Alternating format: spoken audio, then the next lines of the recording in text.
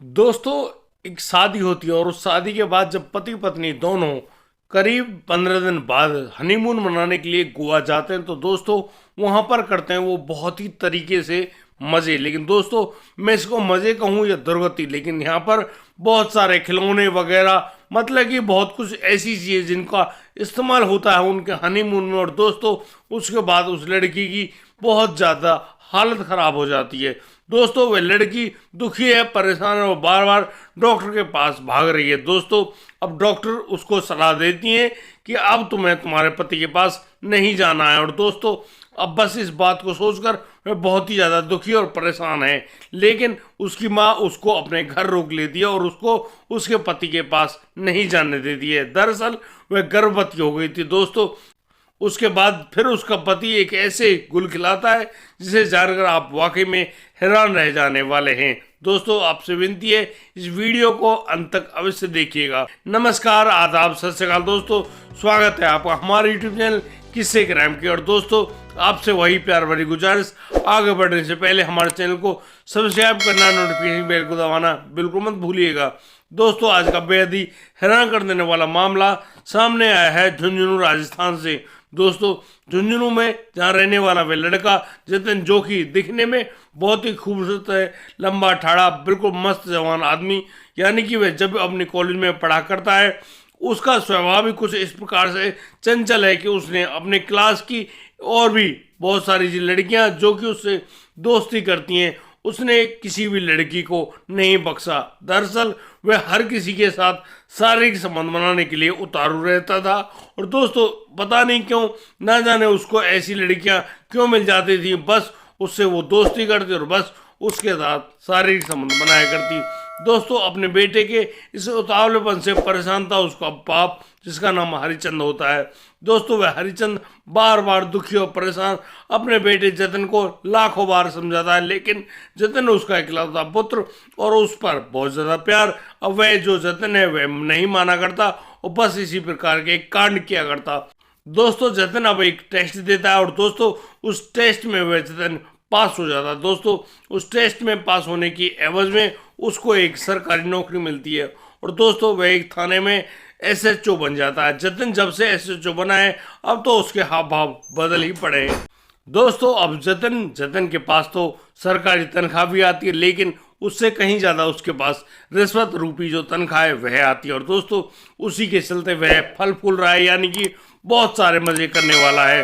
दोस्तों, उसके पिता हरिचंद की बार बार ये परेशानी बढ़ती जा रही है कहीं उसका बेटा कुछ गलत काम ना कर दे। लेकिन दोस्तों, यहाँ पर वह हरिचंद अपने दोस्तों से कहता है, यार उस के लड़के का कोई रिश्ता करवा दो। दोस्तों, जिस थाने में उस जतिन की तैनाती हुई थी उसी थाने में एक महिला पुलिसकर्मी की भी तैनाती होती है। और दोस्तों, ये महिला पुलिसकर्मी वह लड़की जिनका नाम कंचन होता है, वह कंचन जो कि दिखने में बहुत ही खूबसूरत है, अच्छा बदन उनका, बहुत लंबी ठाड़ी, यानी कि सुंदर लड़की। दोस्तों, यहाँ पर जतिन की उस कंचन से आंखें चार हो जाती है और दोस्तों यहाँ पर कंचन अपना दिल दे बैठती है उस जतिन को। और जतिन और कंचन का तो प्यार भरे जो रिश्ते हैं वो सभी के सामने खुलकर आने लगते हैं। जतिन के पिता हरिचंद को भी उनके इस प्रेम संबंध के बारे में पता चल जाता है। दोस्तों, अब वह हरिचंद बिल्कुल भी देर नहीं करता और बस उस कंचन के पिता से मिलता है और उन दोनों का संबंध तय कर दिया जाता है। दोस्तों, जहां एक और वह जतिन उस कंचन को अपने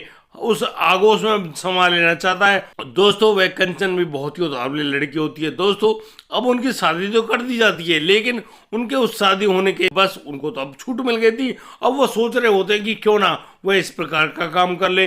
दोस्तों, लेकिन यहाँ पर ना जाने क्यों वह रुक जाते हैं। दरअसल ऐसा होता है कि हरिचंद की जो माँ होती है उनकी तबीयत बहुत ज़्यादा खराब हो जाती है। दोस्तों, उनको आनन फानन में जब हॉस्पिटल के लिए लेकर भागा जाता है तो हॉस्पिटल पहुंचते पहुंचते उनकी माँ का देहांत हो जाता है। दोस्तों, अब तो उनकी माँ घर आ गई हैं और उनका अंतिम संस्कार कर दिया जाता है। दोस्तों, जैसे ही जतिन की दादी की वे 13वीं पूरी होती है अब तो वह कंचन को लेकर गोवा रवाना हो जाता है और दोस्तों वह गोवा जाता है।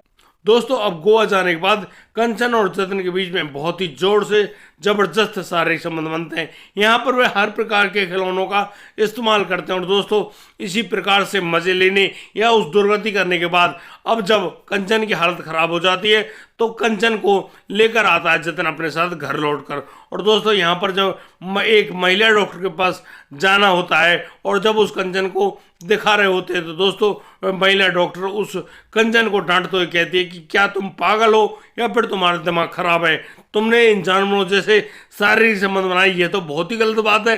अरे तुम्हारा जो आंतरिक जो स्थिति है वह बहुत ज़्यादा खराब हो चुकी है, वहाँ पर इन्फेक्शन फैल चुका है। और दोस्तों यहाँ पर वह महिला डॉक्टर कंचन को यह भी कहती कि वह तो माँ बनने वाली है, लेकिन कंचन झांकी उसने इस बात का बिल्कुल भी ख्याल नहीं किया। डॉक्टर ने उसको साफ मना कर देती है कि अब तुम अपने पति जतिन के साथ कोई भी संबंध नहीं बनाओगी।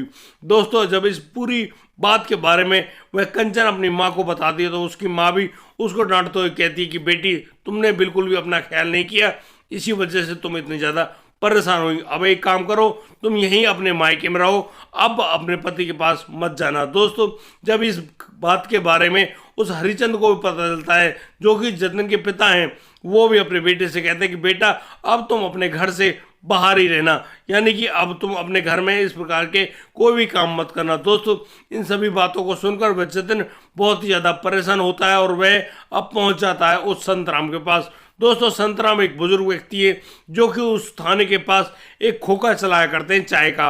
और दोस्तों ये संतराम यहाँ पर बहुत अच्छी मदद करते हैं उस लड़के जतिन की। जतिन जो कि वहाँ पर SHO बन गया था, वह जब भी अवैध रूप से उस पैसे को कमाता है जिसको रिश्वत कहते हैं, उस पैसे को वह जो आदमी है संतराम अपने पास रख लिया करता था। और दोस्तों जब भी जरूरत पड़ती उस जतिन को उन पैसों को उसको दे दिया करता था। यहाँ पर वह जतिन उस रिश्वत की कुछ कमाई से कुछ पैसे उस संतराम को भी दे दिया करता था। दोस्तों बहुत ही ज़्यादा परेशान होते हुए वह जतिन संतराम से कहता है कि उसको एक कमरे की आवश्यकता है। दोस्तों यहाँ पर संतराम कहता है कि हाँ कोई बात नहीं, वह उसको कमरा तो दिला देगा, लेकिन उसको किसी से पूछना होगा। दरअसल संतराम अपनी बेटी की बहू यानी कि मनोज की बहू जिनका नाम कसे से उनसे पूछ कर आते हैं और अब जतिन को उसके संतराम के घर में कमरा दे दिया जाता है। अब जतिन तो अपना सारा सामान लेकर उस कमरे में आकर रहने लगा था। और दोस्तों अब यहाँ पर एक साइड में जहाँ वह कशिश मनोज आदि रहते हैं, वहीं दूसरी बगल में उस कमरे में वह आदमी रहा करता है जिसका नाम जतिन है। दोस्तों जतिन बड़ा ही दुखी और परेशान होता है, लेकिन वह करे तो क्या करे, उसकी पत्नी कंचन जो कि उसके मायके में ही रहती है। दोस्तों एक दिन की बात जब मनोज अपनी पत्नी कशिश के पास आया हुआ होता है और दोस्तों उनके बीच में वही शारीरिक संबंध बन रहा होता है, तो दोस्तों उन दोनों के बीच में यानी कि मनोज बहुत ही जल्दी थक जाता है और बस वह अपनी पत्नी को संतुष्ट नहीं कर पाता है। तो कशिश उसको बहुत ही गंदी गाली देते हुए कहती है कि इसीलिए तो मैं तुम्हारे पास नहीं आती हूँ। दोस्तों जतिन इन सारी बातों को कान लगाकर सुन रहा होता है और बस वह अब दिली दिल उस कशिश नाम की महिला को चाहने लगता है। दोस्तों जहाँ जतिन अपने आप में बेसब्र इंसान था, वह उस कशिश के सामने अपने प्यार का इजहार कर बैठता है जब वो लोग बाजार गए हुए थे और वहाँ पर बहुत सारे सामान खरीद रहे होते हैं। दोस्तों जतिन अपने पैसों से उस कशिश की बहुत सारी शॉपिंग करवाता है और कशिश उस जतिन से उस सारे पैसों को पाकर, उन सारे गिफ्टों को पाकर बहुत ही ज़्यादा खुश होती है। और दोस्तों वे मन ही मन सोच रही होती है कि वाकई में ये जतिन नाम का लड़का बहुत ही अच्छा है। और दोस्तों अब तो उनका ये किस्सा शुरू हो गया था। अब जो जतिन होता है वह उस घर में रहते हुए उस कशिश के साथ जबरदस्त मजे करने लगा था। दोस्तों जिस प्रकार से उनका मजा फैल रहा होता है, अब तो चारों तरफ इसी प्रकार की खबरें उड़ने लगी थी कि मनोज की पत्नी अपने पति को छोड़कर उस पुलिस वाले के साथ मजे करती घूमती है। दोस्तों अब तो वह जो लड़की है यानी कि जो कंचन है वह तो अपनी ससुराल आ जाती है, खुद जतिन उसको लेकर आता है, लेकिन अब जतिन का मन नहीं लगता है उस कंचन के पास और वह कंचन जहाँ एक और गर्भवती थी अब उसकी ओर उसका मन ही नहीं लगता। लेकिन दोस्तों यहाँ पर जतिन आकर रुकता है उस कमरे में और बस उस कशिश के साथ जबरदस्त मजे करने में लगा था।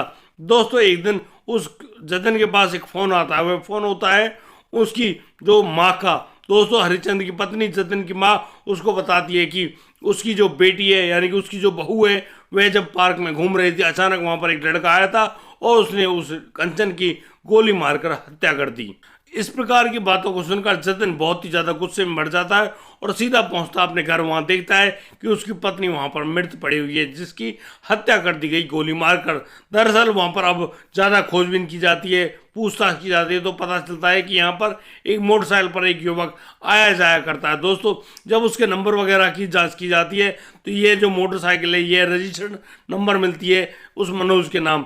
वह मनोज, जब उसको गिरफ्तार किया जाता है तो यह मनोज वही निकलता है जो कि उस कशिश का पति होता है। दरअसल वह मनोज जब भी अपने घर आता था उसको यही बात सुनाई पड़ती थी कि उसकी पत्नी के अवैध संबंध हो गए हैं उस आदमी यानी कि उस जतिन के साथ।